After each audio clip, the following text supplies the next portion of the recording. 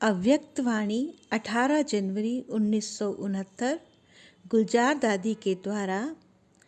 आज जब हम वतन में गई तो शिव बाबा बोले, साकार ब्रह्मा की आत्मा में आदि से अंत तक 84 जन्मों के चक्र लगाने के संस्कार हैं। तो आज भी वतन से चक्र लगाने गए थे। जैसे साइंस वाले रॉकेट द्वारा चंद्रमा तक पहुँचे और जितना चंद्रमा के नज़दीक पहुँचते गए उतना इस धरती की आकर्षण से दूर होते गए। पृथ्वी की आकर्षण खत्म हो गई।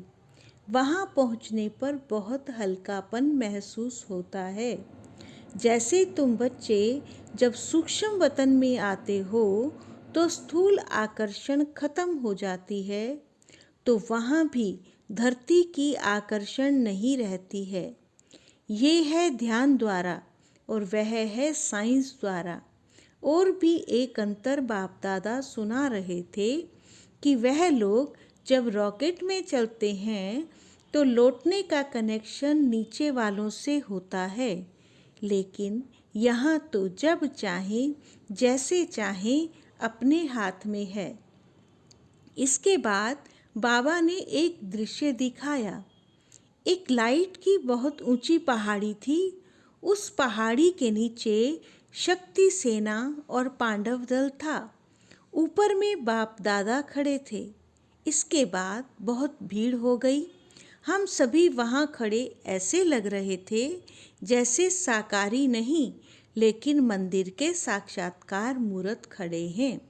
सभी ऊपर देखने की कोशिश कर रहे थे, लेकिन ऊपर देख नहीं सके।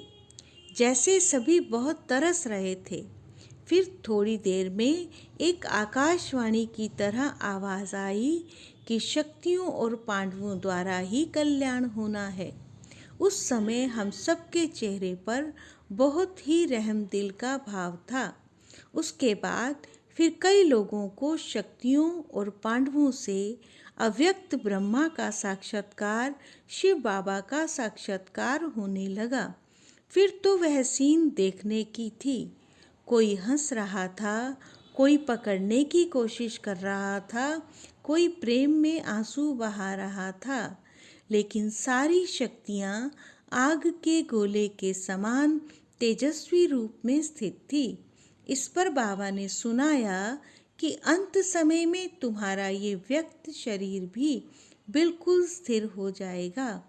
अभी तो पुराना हिसाब किताब होने के कारण शरीर अपनी तरफ खींचता है, लेकिन अंत में बिल्कुल स्थिर शांत हो जाएगा। कोई भी हलचल ना मन में ना तन में रहेगी, जिसको ही बाबा कहते हैं देही अभिमानी स्थिति। दृश्य समाप्त होने के बाद बाबा ने कहा, सभी बच्चों को कहना कि अभी देही अभिमानी बनने का पुरुषार्थ करो। जितना सर्विस पर ध्यान है उतना ही इस मुख्य बात पर भी ध्यान रहे कि देही अभिमानी बनना है। दूसरा, आज जब मैं वतन में गई तो बाप दादा हम सभी बच्चों का स्वागत करने के लिए सामने उपस्थित थे, और जैसे ही मैं पहुंची तो जैसे साकार रूप में दृष्टि से याद लेते थे वैसे ही अनुभव हुआ, लेकिन आज की दृष्टि में विशेष प्रेम के सागर का रूप इमर्ज था। एक एक बच्चे की याद नयनों में समाई हुई थी। बाबा ने कहा, याद तो सभी बच्चों ने भेजी है, लेकिन इसमें दो प्रकार की याद है। कई बच्चों की याद अव्यक्त है और कईयों की याद में अव्यक्त भाव के साथ व्यक्त भाव मिक्स है। 75 बच्चों की याद अव्यक्त थी, लेकिन 25 की याद मिक्स थी। फिर बाबा ने सभी को स्नेह और शक्ति भरी दृष्टि देते गिट्टी खिलाई। फिर एक दृश्य इमर्ज हुआ। क्या देखा, सभी बच्चों का संगठन खड़ा है और ऊपर से बहुत फूलों की वर्षा हो रही है। बिल्कुल चारों ओर फूलों के सिवाय और कुछ देखने में नहीं आ रहा था।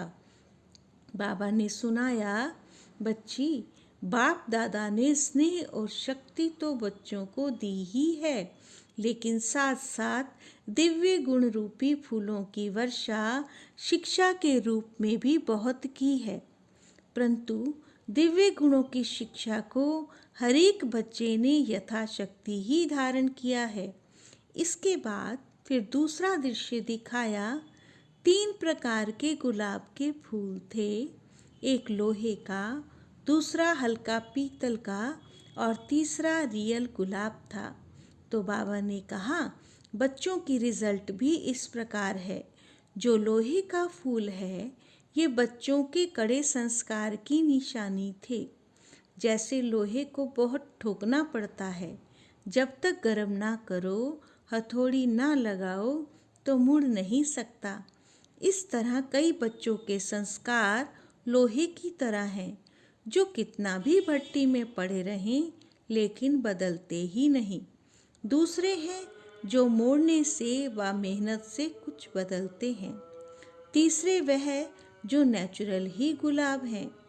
ये वही बच्चे हैं जिन्होंने गुलाब समान बनने में कुछ मेहनत नहीं ली।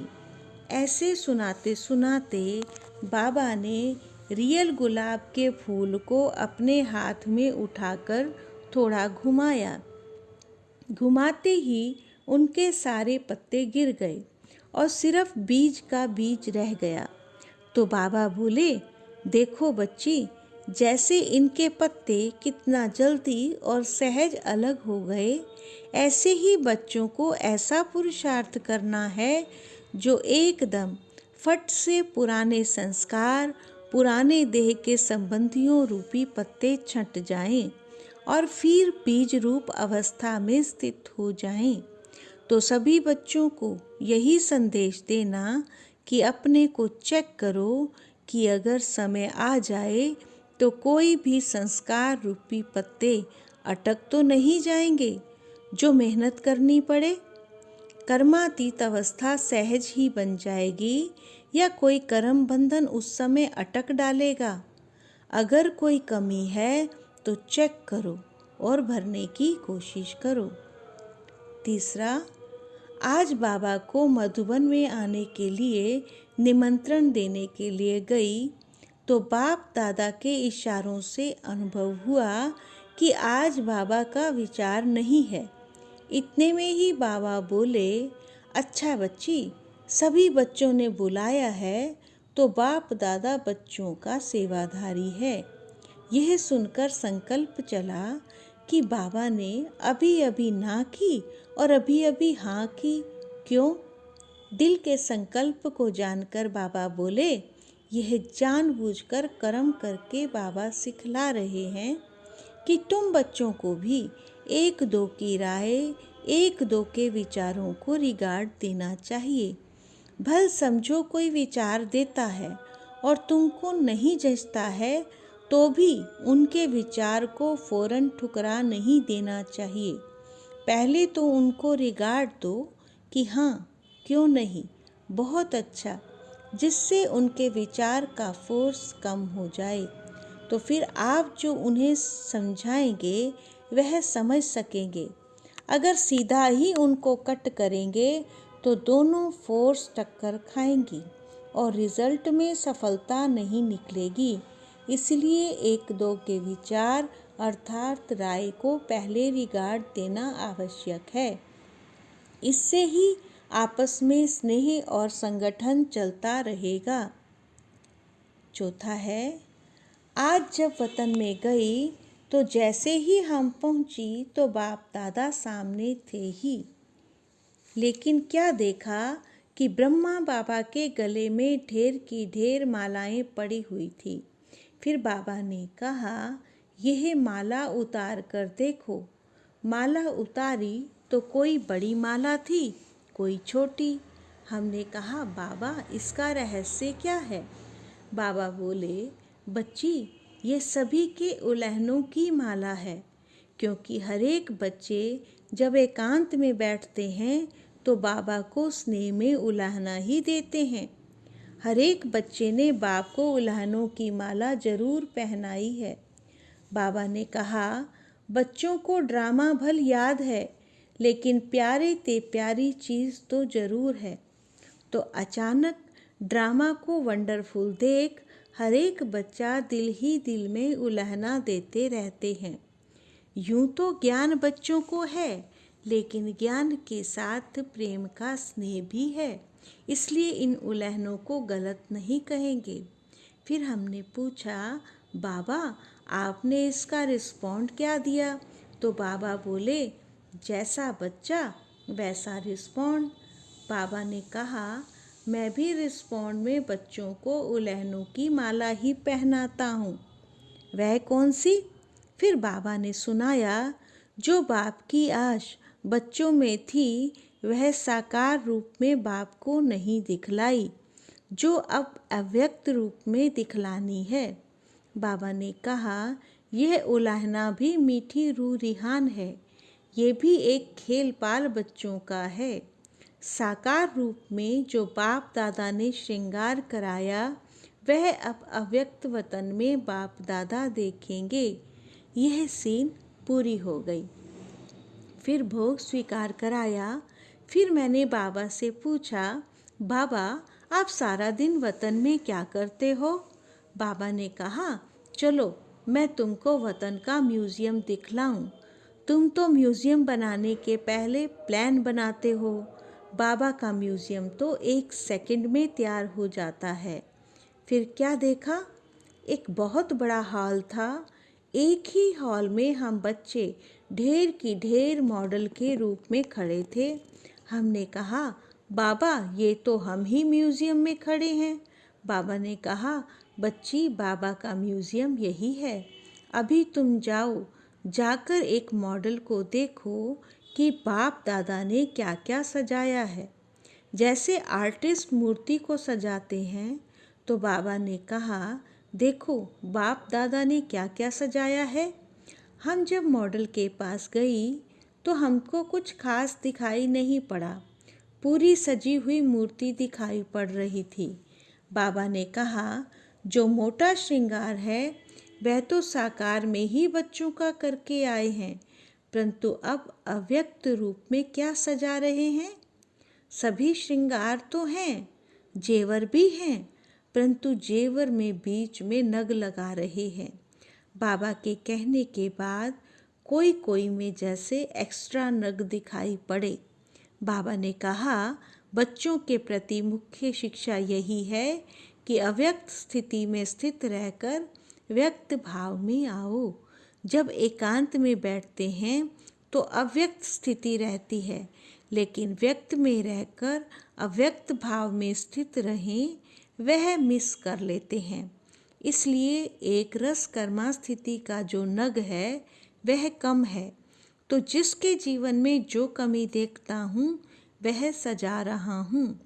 जैसे साकार रूप में ये कार्य करता था वही फिर अव्यक्त रूप में करता हूँ। तो बच्चों से जाकर पूछना कि सारे दिन में जैसे बाप बच्चों को सजाते हैं ऐसे बच्चों को भासना आती है। उस टाइम जो योग युक्त बच्चे होंगे उनको भासना आएगी कि बाबा अब मेरे से बात कर रहे हैं, सजा रहे हैं। जैसे मैं अव्यक्त वतन में बच्चों से मिलता बहलता रहता हूँ, अव्यक्त रूप वाले बच्चे ये अनुभव कर सकते हैं। मैं भी खास समय पर खास बच्चों को याद करता हूँ। ऐसी टचिंग बच्चों को होती ही होगी। मैंने कहा, बाबा आप सभी को अव्यक्त वतन में क्यों नहीं बुला लेते? यहाँ ही बड़ा सेंटर खोल दो, अभी तो सभी बच्चे उपराम हो गए हैं। बाबा ने कहा, ये उपराम अवस्था होनी ही चाहिए, हमेशा तैयार रहना चाहिए। ये भी याद की यात्रा को बल मिलता है। यह उपराम अवस्था सहज याद का तरीका है। अब बच्चों को कहना ज़्यादा समय नहीं है, बाबा कभी भी किसको बुला लेंगे। ओम शांति।